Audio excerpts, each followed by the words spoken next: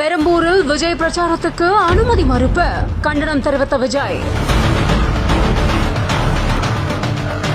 காவல்துறையின் நடவடிக்கை காரணம் என்ன?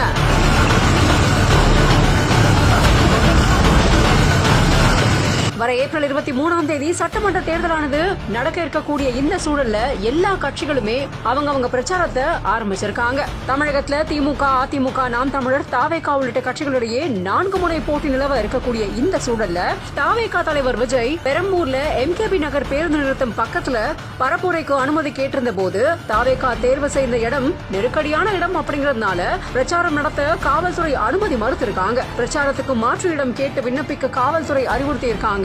முன்னதா தமிழக தலைமை தேர்தல் அதிகாரியை சந்திச்சு முறையிட்டு இருக்கிறதும் குறிப்பிடத்தக்கது. ஏற்கனவே இது தொடர்பான நிறைய விஷயங்களை பேசப்பட்டதாகவும் அதுக்காக அனுமதி கேட்கப்பட்டதாகவும் விஜய் கண்டனம் தெரிவிச்சிருக்காரு.